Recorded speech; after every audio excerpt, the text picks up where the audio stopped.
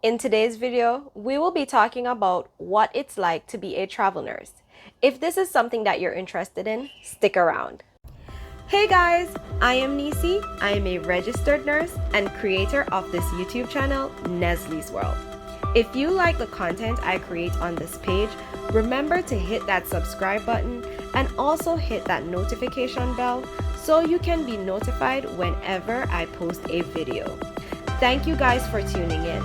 Now let's get back to the video.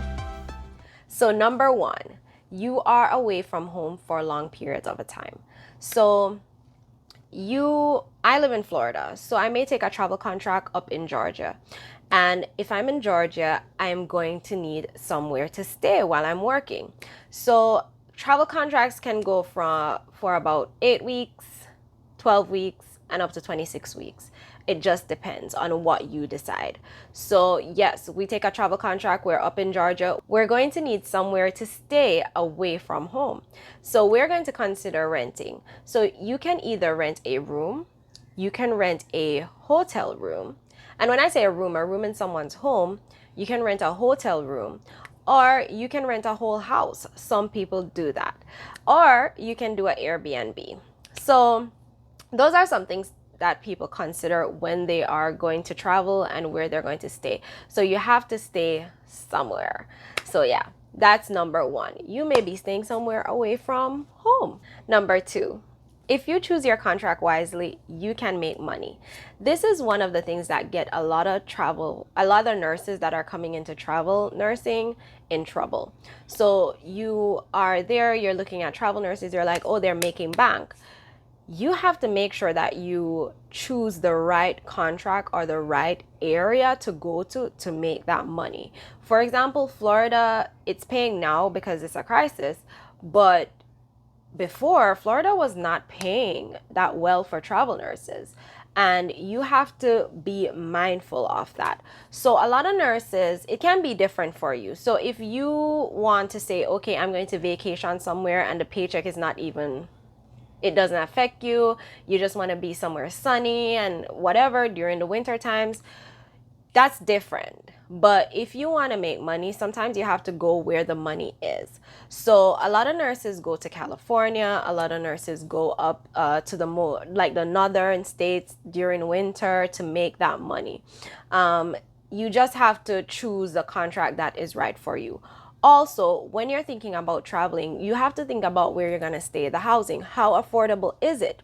Is the place safe? If I park my car in the hospital parking lot, is someone going to break into it? That's going to be an expense for me. You have to think about, you have to buy food. You're away from home. So these are things that you have to consider when you are taking a travel contract. Because if you don't do this, if you don't make like a plan about how you're going to go about travel nursing, you can end up losing money. But the upside is, in most cases, you can make good paychecks, weekly paychecks, when you go into traveling. But yeah, these are just the things that I wanted you to think about when you're considering going into travel nursing. I forgot one more thing as it relates to you can make money. When you're doing travel nursing, try to work with 2 or 3 recruiters just to have an idea of what they are offering, what different agencies are offering, because one recruiter may give you like a contract, and this is just for example, they may say, okay, we have a contract we're going to stick to Georgia. We're talking about Georgia. We have a contract in Georgia. We're offering you $1,700 weekly. I'm not going to dive into stipends or anything like that, but yeah, gross, you're gonna make $1,700 weekly. Okay, then you have another recruiter be like, oh, we have the same hospital for $1,900, and then another hospital be like, oh, we have the same thing for $2,100. And that's what happened when you're traveling and you end up on the floor and all of these nurses, travel nurses, start talking to you about, hey, how much did you get paid? How much is your agency paying you for this? Blah, blah, blah. And then you're out like $300, $400 on a contract. And that's just how travel nursing is. If you think the money is right for you and it's working out for you and your bills and whatever you need to deal with getting that money, then that's fine. But a lot of people feel like they're robbed when they go on the unit and they start talking to other travelers about how much money they're making, and you hear that like someone is making 2,100 on a contract for you doing the same work while you're making 1,700. So yeah, I would recommend you guys to work with multiple recruiters, 2 to 3, even 4. 4 is the most I've worked with, but 4, just to make sure that you have an idea of what the different agencies are offering. Okay. Number 3. So when it comes on to travel nursing, you're going to somewhere new. You're going to a different state, a different city. It's very exciting. Although the anxiety is there of what you might be walking into as it relates to the hospital, you're going to a different city, a new city. You've never been there before. For some people, you've never been there before. So when you get there, you will meet other travelers, or not only travelers, but people that are staff in the hospital. And they will want to show you around, or they will give you an idea of places to go to actually go sightseeing. And this is the part of traveling I love. You can actually make lifelong friends, okay? And I made a friend when I went to Richmond, Virginia, Midlothian, Virginia. So I worked in Midlothian, Virginia for a little bit for a travel contract. And I met, I'm going to put her right here, Violet. And Violet and I actually hung out a bit while we were there. She was also a travel nurse too. So we ended up going to, I think it was Massa, and then going to Washington, D.C. It was so fun. We had we took a few pictures. I can show you pictures. Here you go. Some pictures of Violet and I visiting Washington, D.C. Go.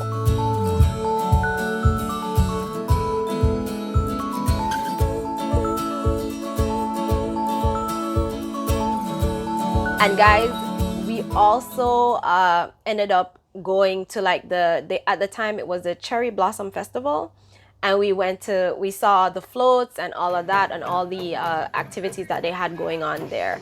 But we got to go around, see the museums, like eat out and enjoy ourselves. So that part of travel nursing is something that I love. It was really fun. And while on that travel contract, we also made plans to go to TravCon.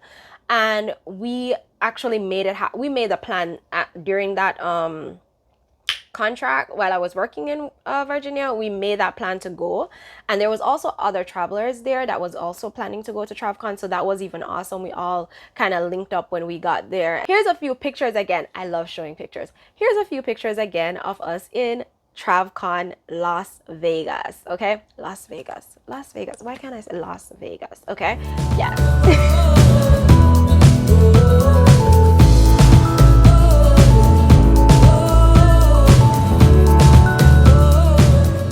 Number 4. Some recruiters can be very tricky.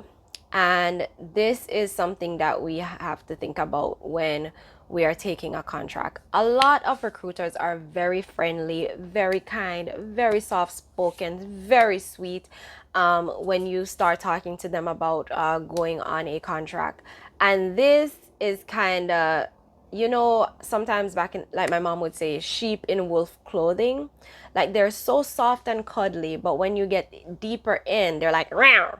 So once you sign that contract, they're like, or they don't even contact you anymore. That happens. So one thing I'm going to touch on is this 50-mile rule. Do not be swayed by the 50-mile rule. So when they say a 50-mile rule, it means that what they're saying is that you can stay home and travel. As long as you're traveling over 50 miles, you can get tax-free stipend. Do not do it. Do not. And I was made aware of this when I went to TravCon by the tax guy that was doing his presentation. It is something that catch up on you. So a lot of people think that, oh yeah, I can stay home and travel that 50 miles and I can get that tax-free money. No, what he basically says is if you are able to go home, sleep in your bed, and make it back to work the next day, that is not considered traveling. So he says that the safe part is like 5 hours away from home or 4.5 hours away from home, because by the time you can't get enough sleep to make it back to work the next day. So it's like regular people drive 2 hours, 2.5 hours to work, an hour, 2.5 hours, 3 hours to get to work sometimes, and they can make it back home to sleep and go back to work. If you can do that, you're not able to get tax-free stipend. And you have to have some, if you get audited, for example, if you get audited by IRS, they can, you can owe money. You can owe money. Like, they'll be like, you're collecting all this tax-free things that was supposed to be taxed, basically. So you have to try not to run into any trouble of that. Like, some people have personal preference and they do it still, but that's fine. That's just, some people are just lucky, you know. But you don't want to be down the road, be audited, and say you owe like $10,000, $15,000. Like, nobody wants that. So just be careful when it comes on to the 50 mile. I call it a 50-mile trap, because that would be very messy for some people, especially if you're traveling to get yourself out of debt and you're working hard on this and thinking that it's a safe way to travel, and then you get audited down the road, and then this is additional money that you may not have planned for. So you got to be careful. Just be careful. Don't run into any problems when it comes on to that. Don't always listen to all those recruiters that be like, oh, it's not a problem. Yeah. But yeah, there's not a 50-mile nothing. Also, let's touch on another thing. Local travel. So a lot of recruiters will say, oh, you have local travel that you can do. Local travel should not have meals. Well, I think it can have it, but it needs to be taxed. So some people will say, oh, you can do local travel, and they drop the meals and the housing under it and then give it to you like a travel package. No, you need to see a fully taxed local, a fully taxed hourly rate local contract. Don't sign something that looks like a travel that breaks up all your stipends and stuff like that, and they're not taxed, okay? 5. So, some staff at certain hospitals may not like you because you're a traveler. Yes, you're going there to help. Yes, they have traveler needs, and therefore it shows that they have some kind of staffing problems that's going on. But that is one thing to remember. Some staff just may not like you, and that is okay. You are there to do your job for a set time, and get out. I am not saying that you should stay in a hostile environment. For example, I know bullying well. I know people can be vicious. I know people can be mean, very malicious, very rude, especially when you're trying to give them report and go home. Like, you have to remember in the back of your head, no, you're not supposed to allow that to happen. You have an HR, you have a recruiter, you have a manager for that unit. Sometimes the manager don't listen, but always have a paper trail of what is happening to you. Especially, don't let it go on too long though. Like, nip it in the bud. If somebody starts bullying you or somebody says something that you're not comfortable about, talk about it then and there. Do not let it linger. And if it's something that you talk about and it's still happening, still going on, you have a HR, you have a manager on that unit, you have a recruiter. So talk to these people and send emails. Like, send emails. Send emails. Do not just do a phone call. Send an email so you can have a paper trail of what is going on in your work environment. And it happens to a lot of travelers. If you don't have a paper trail, people can flip things on you. Okay? And people, to me, all right, let's stray off the topic for a little bit. But some nurses, if they are in a hostile environment, they're not able to perform their duties as they normally would, because you are thinking about multiple different things unrelated to the work that you're doing, that you can even mess up on certain things. And then that's where people even get more vicious. So you have to just try to think about that. If you're in a hostile situation, you're not able to perform to the best of your ability. So please do not stay in a hostile situation, especially if you show up to a hospital and they are just pure chaos and just mean and vicious and you're not able to perform your duties. Peace. And don't even think that you can't leave a contract. If it is a hostile situation and you're not able to perform your duties, or people are constantly on you and making you mess up, peace. Do not let a recruiter think you, threaten you with the, you're gonna be on a do not hire. There's so many hospitals around in the United States, so many different agencies, so many different places you can work. So don't think that you're locked down in a contract, especially if something is going to affect your license. Okay? Okay. 6. Let's talk about cancel. You're at will, girl or guy. You're at will. So therefore, when you sign that contract, a facility can let you go at any time. So some people, this is thing, some people, you do your interview, everything sounds peaches and cream, and you pack up, you leave, and you go to Georgia. We're still talking about Georgia, okay? So you pack up and you go to Georgia, and you reach, and you get a call to say that, well, the hospital no longer needs you. It happens. And it happens a lot sometimes. It happens a lot. If you follow these cancellation, travel nurse cancellation pages on Facebook, I see a few. And, sometimes your recruiter will leave you out to dry. Your recruiter will leave you out to dry, okay? So another thing to consider, if like you're at will, so don't lock yourself into a deposit with a place or a house.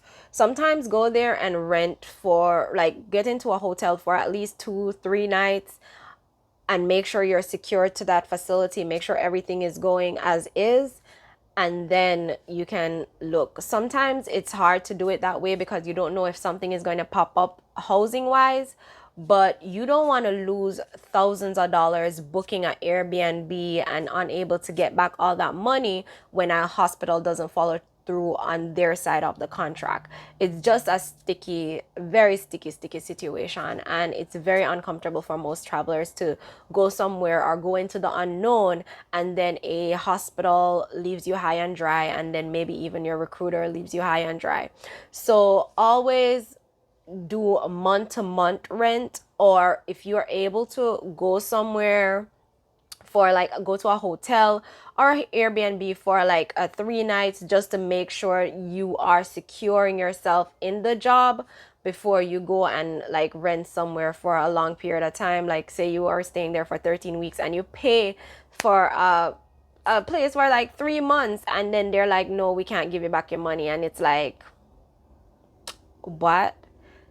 It happens, and it's a very crazy situation to me. It never happened to me, but I empathize with the nurses that it had happened to, and some are like constantly battling with landlords and stuff like that to get their money back. Be careful.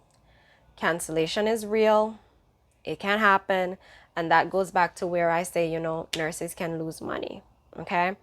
But in all, travel nursing it's fun. I'm not traveling right now. My family is here.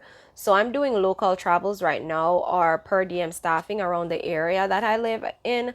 But I can't wait to get back into traveling. It was so much fun. And you meet so many great travel nurses. You meet so many nice, kind-hearted people. Certain places that you go, not Miami. Miami nurses are, but anyways. But you have some awesome Miami nurses. I met a few, but some, for the most part, the attitude, they call it a Miami attitude. I don't know why, but whatever. That's them. But anyways, travel nursing is fun. If you are able to do it, do it. Get out there, get out of your comfort zone and do it. But always have a plan. Always make sure you know what you're going to do, especially have a money plan too. Have a money plan. A lot of us as travel nurses, when we get into it and we're making the money, we're going all over these places, spending all this money because we're like, yeah, we got it now because staffing wasn't paying shit. But now you're like traveling. So have a money plan. Get yourself out of debt. Get yourself that car or that vehicle that you always wanted, but have a plan. Do not just go into it as, oh, I'm making money, and just, I don't know, some people stop traveling and they spend so much money, you don't even know where it goes. You had a fun time, but you don't know where the money went. So just have a plan, guys. And yeah, that is my video for today. Again, thank you guys for watching. Thank you for subscribing. If you still like the content that I create on my page, just hit that subscribe button, okay? Hit that notification bell so you can be notified whenever I post a video. Again, guys, thank you. Be blessed. Bye.